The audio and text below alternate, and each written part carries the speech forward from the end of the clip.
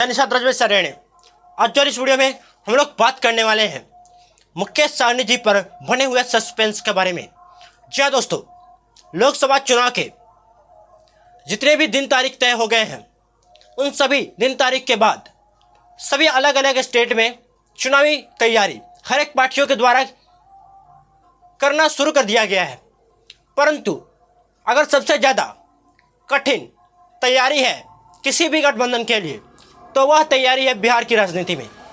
मैं बिहार की राजनीति में इसलिए बोल रहा हूँ क्योंकि बहुत सारे राज्य, बड़े बड़े राज्य ऐसे हैं जहाँ पर कुछ न कुछ सीटों का घोषणा हो चुका है दोनों गठबंधन की तरफ से। बट बिहार एक ऐसा राज्य है जहाँ पर एक भी सीट का घोषणा अभी तक दोनों में से किसी गठबंधन में नहीं हुआ है। देखिए, मेन बात, एनडीए गठबंधन में जाने की संभावना थी मुकेश सहनी जी की, बट वो नहीं जा पाए। कारण क्या था अब वो खुद बताएंगे। एक आरक्षण का कारण हो सकता है। दूसरी बात, अगर वह आरजेडी गठबंधन के साथ जाते हैं इसकी संभावना जताई जा रही है। बट मुकेश सहनी जी आरजेडी गठबंधन में जाएंगे या नहीं, इस पर भी कह पाना अभी बहुत ही मुश्किल वाली बात है, क्योंकि आरजेडी खुद 28 सीटों पर चुनाव लड़ने की बात कर रही है। 6 से 7 सीट जो है वो देने के लिए कांग्रेस को बात कर रही है, 3 से 4 लेफ्ट को देने की बात कर रही है। अभी उनके अंदर भी पूरी प्रकार से बातें क्लियर नहीं हो पाई है।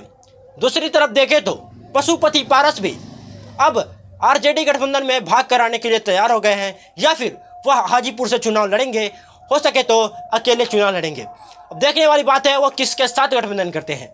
बट इस बीच में मुकेश सहनी का जो बात है वो किसी गठबंधन में होता हुआ नहीं दिख रहा है।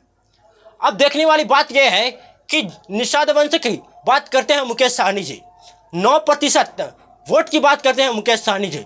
तो क्या अगर सच में 9% वोट है निषादों की, तो फिर कोई भी पार्टी उन्हें अपने पक्ष में लाने के लिए तैयार क्यों नहीं है? 5% वोट वाले पासवान को 5 सीटें मिल सकती है। ध्यान दीजिएगा मेरे बात पे, 5% वोट वाले पासवान को, चिराग पासवान को 5 लोकसभा की सीटें मिल जा रही है। तो कौन सी कमी है कि 9% वोट का दावा करने वाले मुकेश सहनी जी को 2 से 3 सीटें भी नहीं मिल पा रही है? चाहे वो आरजेडी गठबंधन की बात करें या फिर एनडीए गठबंधन की, कौन सी कमी है यह तो मुकेश सहनी ही बता सकेंगे। खैर, मैं मुकेश सहनी जी का सपोर्टर नहीं हूँ, विरोधी भी नहीं हूँ। मैं किसी भी पार्टी का सपोर्टर नहीं हूँ, किसी भी पार्टी का विरोधी नहीं हूँ। बट मैं एक बात बोलना चाहूँगा, मुकेश सहनी जी ने निषाद वंश की बात तो की, बट निषादों की उपजातियों को जमीनी स्तर पर, ऐतिहासिक स्तर पर जोड़कर उनको एक नाम के नीचे काउंटिंग ना करा पाने की गलती की। जब कास्ट सेंसस हो रहा था उस टाइम में इन्होंने उन सभी जातियों के लिए एक कोड लाकर गिनती कराने के लिए आंदोलन ना करा के गलती की। यही खामियाजा आज मुकेश सहनी को भोगना पड़ रहा है, क्योंकि वो खुद को सन ऑफ मल्लाह कहते हैं और मल्लाहों का वोट परसेंटेज 2.5% है। तो आप सन ऑफ निषाद नहीं कहते हैं, खुद को सन ऑफ मल्लाह कहते हैं।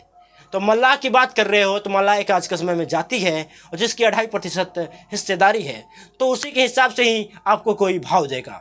अगर आप सन ऑफ निषाद वंश थे, अगर होते, तो आप सारे उपजातियों को समेट कर एक होने का बात करते हैं, तब आपको 9% माना जाता, तब आपको 9% की हिस्सेदारी किसी भी गठबंधन की तरफ से दी जाने का प्रयास की जाती। खैर, देखने वाली बात यह है कि मुकेश सहनी जी किस गठबंधन में जाते हैं या फिर वह अकेले लड़कर निषाद वंश का ताकत दिखाते हैं। आने वाले समय में ये सारी बातें 1 से 2 दिनों के अंदर में क्लियर हो जाएगी। जैसे ही सारी बातें क्लियर होगी, मैं एक और वीडियो लेकर आऊँगा आप सभी के लिए और बताऊँगा कि आखिर मुकेश सहनी जी का अगला स्टैंड क्या है। वीडियो का चैनल कमेंट सेक्शन में जरूर लिखिएगा और ऐसे ही निषाद वंश से संबंधित हर एक प्रकार की वीडियोज़ के लिए इस चैनल को सब्सक्राइब जरूर कर लीजिएगा। धन्यवाद। जय निषाद राज।